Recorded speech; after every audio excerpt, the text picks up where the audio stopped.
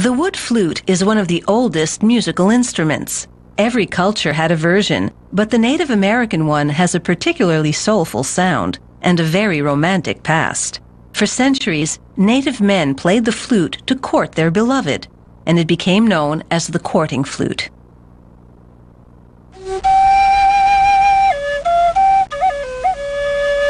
Today, the courting flute courts a wider following. Its appeal reaches beyond the Native community. With 2 chambers instead of 1 and a block whistle mechanism, the Native American flute is unique. It takes less skill and effort to play it, and the tranquil tones offer relief from the din of the modern world.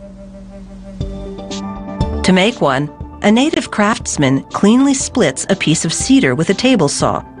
No need to craft it entirely by hand when there are now mechanized woodworking tools. With a router, he carves a hollow in one end.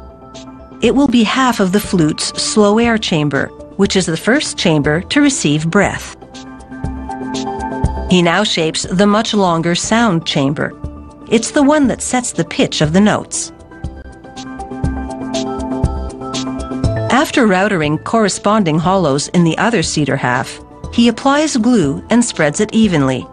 A consistent application is crucial. Any gaps, and the flute won't work. He matches up the pieces and clamps them for a solid seal. The clamps squeeze out some glue, so he wipes it away quickly before it dries. He cleans up the inside with sandpaper wrapped around the end of a spinning metal rod. Once the assembly dries, he builds the mouthpiece, using a band of dark African wood for contrast, and then a thick chunk of myrtle wood. Myrtle wood is finely grained and hard, so it will hold up to heavy use. He drills into the wood to carve out the mouthpiece and breaks through to the slow air chamber. It's time for a spin in the lathe. The craftsman turns a wheel to move a chain-driven router along the spinning wood. It shaves the wood a little with each pass to take it from square to round. He mills the flute between the 2 chambers to create the nest, a flat area with holes upon which the block will rest. It's through this area that air passes from one chamber to the other. He cuts off splinters that could ruin the sound of the flute. He builds up the nest area with a precisely shaped flat piece of wood. He bores through it into the nest hole to reopen it and give it its final shape. He carves a ramp to compress and speed up air as it passes from the first chamber to the second. He drills the smaller sound hole.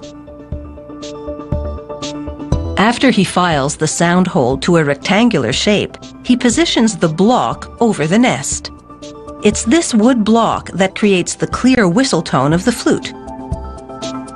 The length of the tube determines the pitch of the instrument.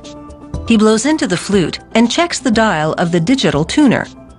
The key is a bit too low, so he cuts the end to take it up to G on the scale. Satisfied with the pitch, he drills 6 finger holes. He spaces them in a precise configuration. The size of the holes varies slightly to help create the desired notes.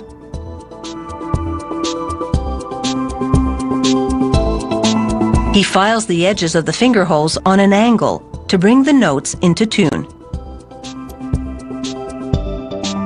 He tests the flute again. It's in the correct range, no tweaking needed. He now tapers the mouthpiece using a belt sander. He uses a fairly rough grit to transform the cylindrical mouthpiece into a cone shape that's easier on the lips. He scrutinizes the newly sculpted mouthpiece and confirms that the shape is right. He signs and numbers it with a wood-burning tool. Finally, he coats this Native American flute with protective acrylic. Using modern woodworking techniques, a centuries-old musical instrument has been updated, and it's now ready to entertain.